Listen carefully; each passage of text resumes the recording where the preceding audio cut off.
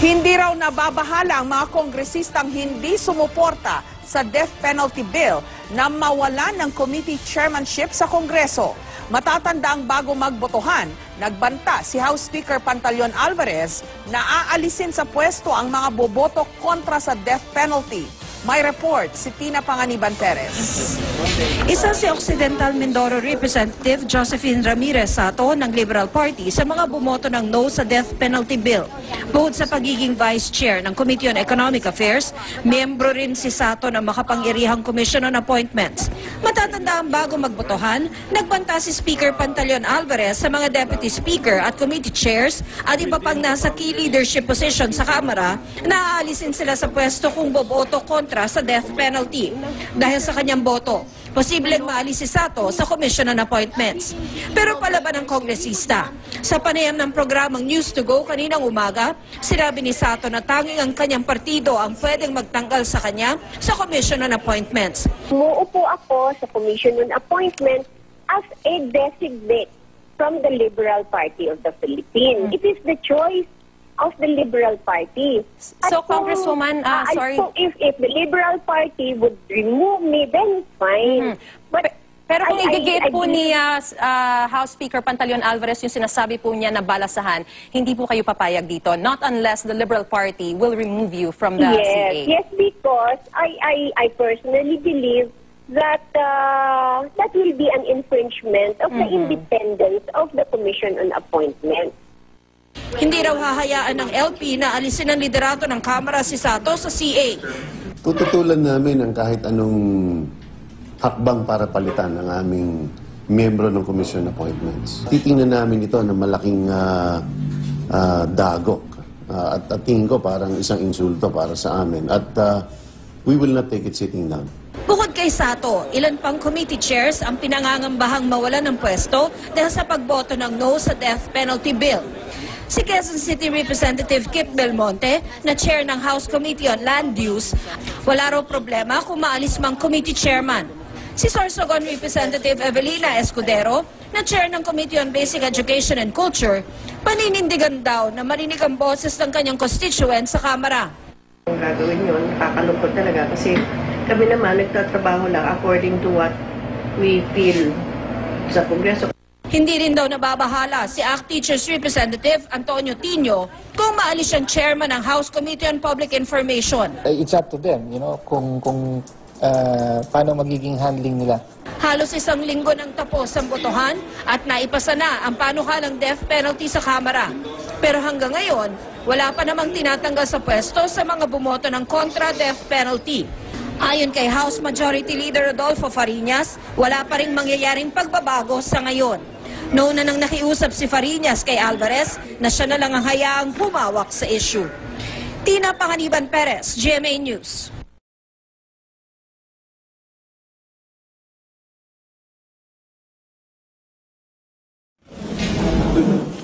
Seryoso raw si House Speaker Pantaleon Alvarez. Tatanggalin daw niya sa pwesto ang sinumang Deputy Speaker at Committee Chairman ng Kamara na hindi boboto pabor sa death penalty bill.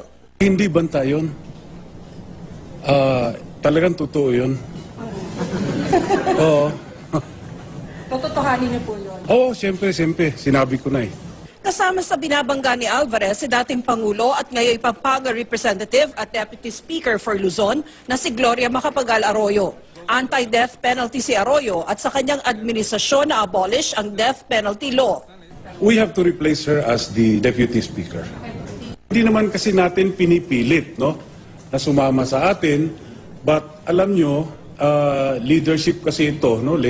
Yung bill na to, leadership bill to.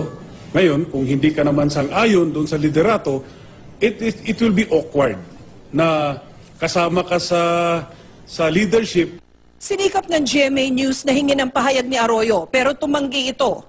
Binitiwan ni Alvarez ang banta matapos ang biglaang caucus na kanyang pinatawag kasama ang mga taga-PDP Laban at mga taga-Majority Bloc para pag-usapan ng panukala. Para raw makumbinsi ang mga kontra sa death penalty, ilalagay sa panukala na hahayaan na ang mga hukom na mamili ng parusa, kung kamatayan o kulong. Walang penalty of mandatory death. So, There will be no offense where the penalty is mandatory death, but reclusion perpetua to death. So giving the option to the judge. Inalis din sa death penalty bill ang plunder dahil kasama naman na raw ang parusang kamatayan sa kasalukuyang plunder law. Ang ilang taga-majority bloc na kontra sa death penalty nanindigan sa kanilang posisyon kahit pakapalit nito ang kanilang chairmanship. Kasi nga meron a threat to remove from your chairmanship or from the majority. Nasa kanilang burden eh. Pag ginawa nila yon, sila yung mapapahiya. Pero kahit palumusot sa Kamara, sa Senado, tila patay ang death penalty. Maliban kasi sa naniniwala ang mga senador na di raw ito sagot sa kriminalidad, kontra rin ito sa mga international na kasunduang nagsusulong sa mga karapatang pantao na pinasok ng Pilipinas. Hindi perpekto ang ating justice system at rehabilitative na ang ating penal laws. Hindi tayo pwede mag-violate ng niratify natin kasi international law, part ng law of the land. Ano? Yung treaty is inferior to a law. Kasi nga, a treaty is entered into by the President and concurred by the Senate. Diba? Ratified by the Senate. Wala naman kami participation sa... May Supreme Court decision na raw doon, sir. Tignan natin. Edi questionin nila. House Speaker Bebot Alvarez, let's talk about bills in the House. You know, sir, nung bago po kayo sometime in July, you already filed 2 bills. One was the reimposition of the death penalty, and the other one was the lowering of the age of criminal liability from 15 to 9. Unahin po natin, update on the reimposition of the death penalty, Speaker. Well, pumasa na siya sa subcommittee, I think yesterday. At hopefully, pwede nang dalhin sa plenary yon as soon as i-recommend na nung committee mismo. Are you getting a lot of support from your colleagues? How many are they? Wala namang problema. 291? We have the majority. So, this will pass? Yes, yes. Kailan mo kaya, Speaker? By next year? Ang target ko dito before the Christmas break, matapos namin. And hopefully, baka pati yung lowering of age of criminal liability doon sa mga youthful offenders. Pero, Pinky, meron lang kasing misconception dito na yung youthful offenders, yung 9 years old up to, I think, below 12, na pagka na-convict sila, isasama mo doon sa mga hardened criminals. Hindi ganon. Pupunta sila doon sa pangangasiwa ng DSWD para ma-rehab sila doon. Pero kinakailangan kasi we have to impress upon their minds na meron silang responsibility sa society.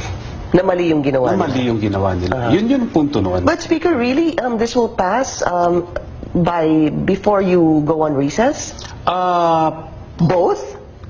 Kung maganda yung takbo, Pero kung hindi naman, siguro makamauna yung death penalty. So you are confident na mauuna yung, but before you go on recess, mapapass na po itong death Kasi penalty? kung pumasa na siya sa subcommittee, so malamang tuloy-tuloy na yan. And what are you looking at? Are you looking at lethal injection? Are you looking at hanging? Ano ho ba? Sa akin naman, I would rather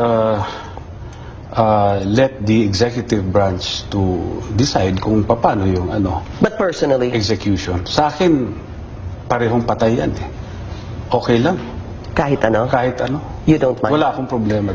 Inig naman sa Senado ang panukalang pagbabalik sa death penalty. Kaugnay niyan, makakausap natin si Mian Los Baños. Mian, ano ang takbo ng pagdinig dyan ngayon?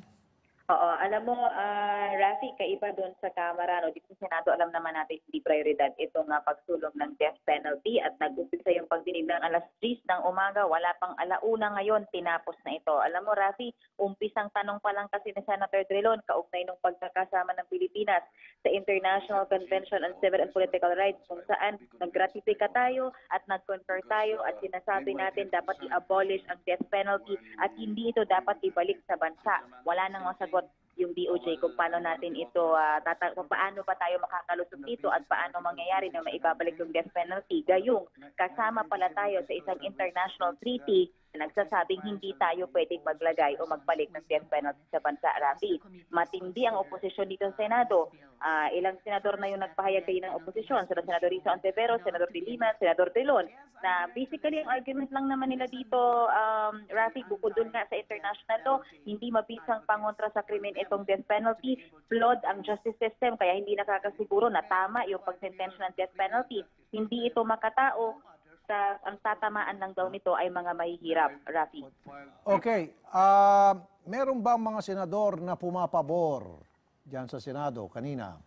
Yes, of course, meron din. Andyan si Senador Manny Pacquiao, isa sa pinakamalakas na boses dito sa Senado patungkol dyan sa death penalty na yan.